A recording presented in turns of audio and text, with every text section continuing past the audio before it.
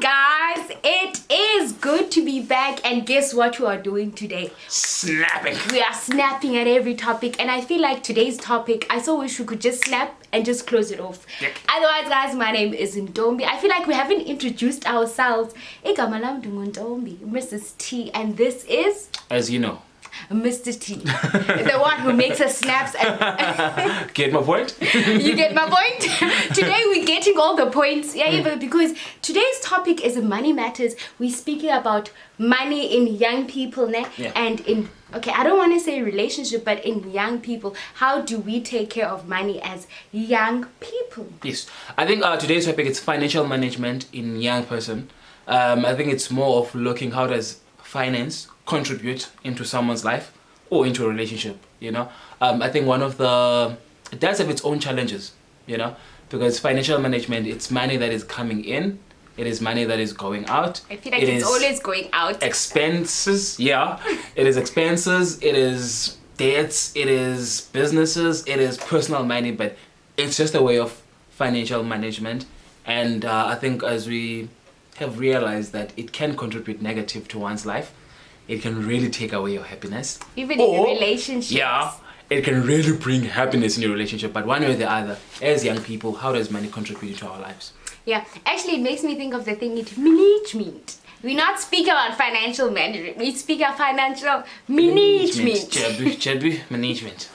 So actually it got me thinking of like as young people, when it comes to money, when we think of money, is that what can we buy? That's the first thing that we think of. Yeah. Like, I'm gonna do an internship, I'm gonna have money. And then when your parents speak about, you first need to save for transport money, for lunch money, and you're like, what will I be left with? So I feel like as step number one that we do wrong is that when we first get a job or internship, we think of just spending, buying new clothes and stuff and everything. Yeah, I think also just before we get that, you know, I think before we get there, I think we also need to understand the fact that money can contribute into depression. Yeah. Like it can really mess up your life, you know. Yeah. It can contribute negative also in the relationship. I think we've also experienced that, you know. The fact that both of us are working, there is money coming in, but we don't really see it. Yeah. Or it's always the case of it comes in on the day that it came in, it end on the same day. Or it just ruins. You get my point. Your entire month. I and get your point. Also other things are affected, because I mean I'll make this example that I feel like you mustn't do this example. No, in this example that I know of, you know, that like, listen, when we have financial issues, when we had, you know, and we're still going through those things, like it can also mess up the sex part of it. I mean, how do you enjoy sex being broke? You get my point. How do you enjoy sex being broke? You can't be saying this in camera. No, we're being honest, you know? And then as a person who's not in a relationship, it also ruins, like, in terms of how your mood as a person. And sometimes you don't even want to date because you like, some people say that relationships require money. Like, how can you date? Like, type of vibes. Yeah. But at the same time, even if you come into a relationship, even if you have money, whilst you're having money, it can just go to expenses. Yeah. It can go just to spending. So I think we also need to look at this role of saying, listen, finances can contribute negative to one's life. It can lead to serious depression. You know, because majority of us, we've never been taught how to handle money. And by the time that you start working for majority of young people, you start working as an internship. But working as an internship, you always find that you have more expenses than the money that you have. There's family, there's yourself, there's transport, there's groceries, there's entertainment, there's also that peer pressure thing. Yay. So money can really, for me, it can really ruin one's life if you don't really find a way. I think it goes to manage it. It has contributed negative to me, and also into our relationship from time to time, because it can be a very stressful, daunting issue. It does, like, it even makes you like sour, and you're like trying to think how you're gonna survive for the rest of the month and stuff. And I think it goes back to that thing, as much as you do study, like, people need to try to have like a financial background thingy or on how to handle money. Because I remember when I grew up, my father used to say that whatever money you get, there's supposed to be a small portion that you put on the side. So your dad taught you that? Our fathers didn't teach us that. Yeah. They were like, I'm the one who's working, you go and clean the garden. Wow. Do you clean the garden now? No. I needed to financial management skills, not. So like I feel like it's very important, like even as parents, even as young people, to equip ourselves so the next generation can be sorted. Because sometimes I feel like, yes, we do have degrees, but when it comes to handling our own monies, we don't know how to. Yeah, because you know, I think also there's the part of, I think now we're going to solutions. You know, so we all can agree that finances can contribute negative to one's life. Money is not a bad thing, but I think when it's well managed, it can contribute positive. But when it's ill managed, it can contribute negative. Negative. And I don't care who says what. You can have a lot of money, but it can still contribute negative. Yeah. You can have small amount of money, can contribute. So I think one of the ways to solution it is to talk about talk about the elephant in the room. Wow. And the elephant in the room. The elephant in the room. The elephant in the room is money. And you can find that most of the time we don't speak about money. I mean, there are very few occasions where I sat with my friends who are like, yeah, let's speak about money. How do you treat it? You get my point? With family. We always want to sound as if I'm more richer than you, or I have more money than you. All to find out, songas na mali. Like we all don't have money, and we're not comfortable enough to share about it and to speak on how we can handle our monies better. So for me, I think one of the solutions is to talk about it. Let's talk about money. I mean, if we can create a norm speaking about it, it's like it creates awareness. You get my point? I for one, I know that I was never comfortable with speaking about money. I was that kind of a person that, hey man, life goes, okay, wow. I was that kind of a person, really. I was that kind of a person, hey man, come on, let's just, God will bless next time. Let's continue. Keep the ball rolling, you know? But it's like the way you avoid it, the problem's not going to go away. It just keeps on growing and growing. So I think we should talk about money. That's my first solution I will present. And the second solution that Sorry to cut you short, but talking about it, be honest about it. Yeah, to be honest about it, you know. And second part of it, I think we should also need to understand the fact that it's to understand the position that you are in. You get my point? I think once you start being honest, like, listen, I'm an intern. This is the money that I have. This is what I can spend. Because I don't care who says what, but peer pressure does not end in high school. Like, all of us were suffering from peer pressure, like 25-year-olds, 30-year-olds, 35-year-olds, 40-year-olds. 60-year-olds. We're suffering from peer pressure. It doesn't end in high school. Yeah, like because they need gogo. But it's cool, you're entertaining us. Sorry. She's number one, guys. She's I love her. Yeah. So second part, I think it's a part of understanding the situation that you are in, so that you don't fall into the trap of peer pressure. Because we need to understand that if I can be honest, when I look at my friends, I know very well that we're not in the same level in terms of having finances. Even if we have the same education, but we don't work in the same places. And we definitely don't have the same responsibilities. So I know some of my friends, they don't have responsibilities. Like, it's only them and their parents. And their parents don't, like, I have one friend of mine, does not take care of his parents, doesn't take care of his sister, because they are well off in his family. You get my point? So for me to try to, as much as we have the same education, we work in the same field, but I get to understand that the way that I spend my money is different to him. So for me to be competing with him, I'm really gonna come last. Like you're really it's really gonna bring depression. So I think it's also to tackle the part of peer pressure. Yeah, I think number one that hits us as youth is peer pressure. Yeah. And Haibo, Sipo's buying this, why can't I buy it? But at the end of the month, like, we have the same job. So I think we need to be very careful of that and falling into the trap of, I don't know, but I think personally we like to feel like to even dress like ingati cinemali, want to buy expensive clothes because we want to fit in and stuff, and it's not helping us if your budget and it's just snapping. Yeah, and I think the third part of it, it's I don't know why we call it black tax, but I guess it has a historical figure. But I think I think everyone, when it comes to black tax, we all have our own challenges. Because I mean, we are the group of people that were not privileged. Yeah. So you'll find that in majority of us in our families, we're the first one to have a degrees. Yeah. We're the first one to work, or we're so the first one to have a diploma. Yeah, you know. So majority of your parents were not working in places that, you know. So now you're working. It's like you have to take care of everyone, you and have to build the that house. can be, you have to do that can be challenging. Yeah, you know, because you know, I think even I've heard this conversation with a lot of people, and it's always, so what's the solution to this thing? You know, because we definitely can't ignore our parents. Yeah. We can't ignore our younger siblings. And there are some responsibilities. Sometimes our older siblings, you know, you can't run away from the you responsibilities. can't. You get my point. Because as I'm sitting here eating, you start thinking, what are they eating at home? So how do you handle that? You know. So there's a book that Ndwambi. Where did you go?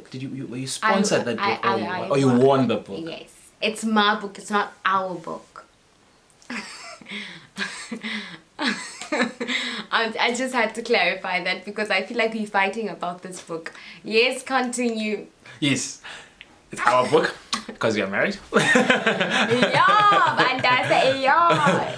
So so there's this book that is written by, if I'm pronouncing her name properly, sorry if I'm pronouncing it wrong, Mapalo Mako. Yes. So it says you're not broken, you pray rich. You're not broke. Yeah. So we're not doing the review of the book, no. But I learned a few things about like this challenge that I've just posed, you know. Like one, it says one of the ways to solve a black tax issue, or a family issue, maybe one won't be comfortable with that word, is to actually sit down and be honest with your family. You get my point? Because at times our parents can think like we're coming back with millions. And all along we're coming back with stipend. You get my point? So it needs to be like, you need to be honest with your family and say, listen, this is how much I have and this is how much I can spend. I can help you with this, with this, with this, with this, with this. You get my point?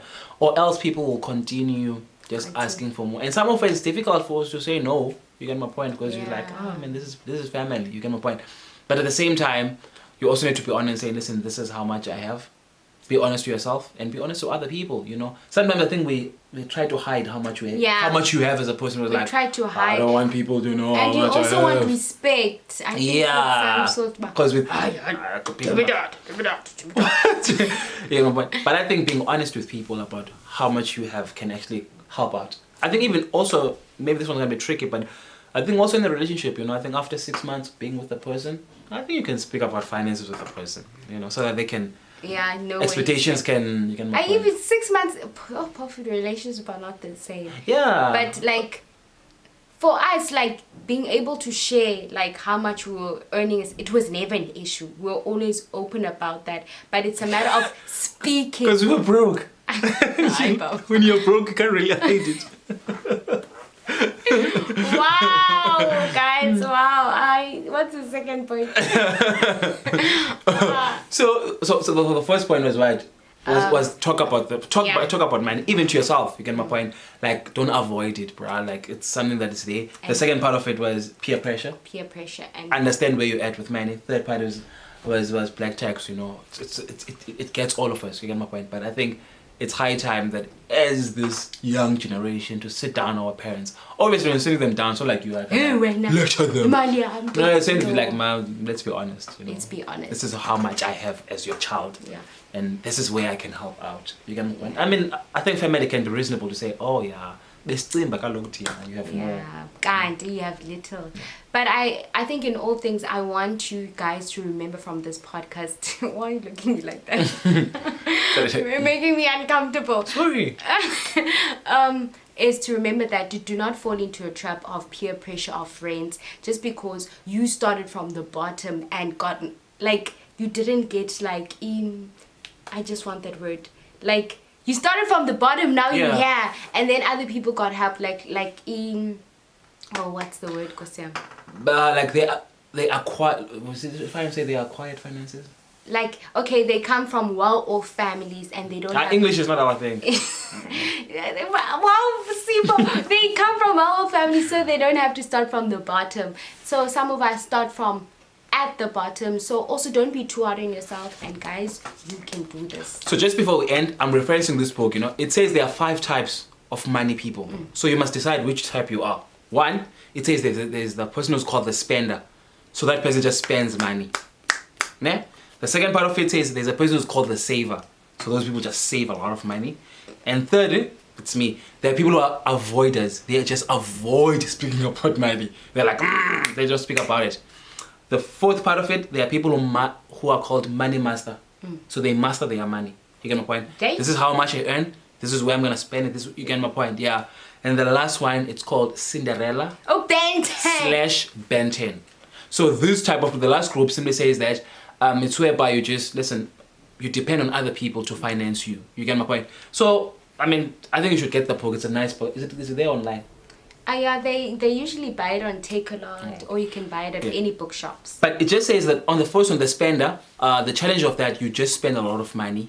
You get my point. So it was saying the solution to that, you must in your bank account create a debit saving. So automatically money just goes to your savings. Yeah. Because if it stays there, when now you know almost where you're going to spend it. Spend. So you must just create a debit account where it just goes to savings and then it's locked there maybe for 6 months. So the solution to the saver, there's nothing wrong with being a saver. You get my point? Don't save too much. But people sometimes who save, they there's nothing wrong with people. Man, there's nothing wrong with someone saying, I wish I can be that person. No, just keep on doing what you're doing. Yeah, you're good. And then the third person is the avoider, which is me. The solution to this thing is him saying, listen, talk about it. And get a wife like me. Try, not everyone is blessed, try talking about it and try getting little solutions. And the fourth, but the money master, I think they are also good because they've mastered their money. And the Cinderella Benten, the issue with that, depending on other people to finance you, is that you will never grow.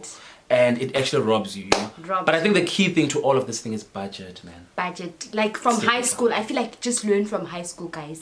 So you can save yourself in the 20s. Yeah. I think the most simple thing to budget, just write down all your expenses. Yeah. And then, this is what we did. Nah? And we did this thing yesterday.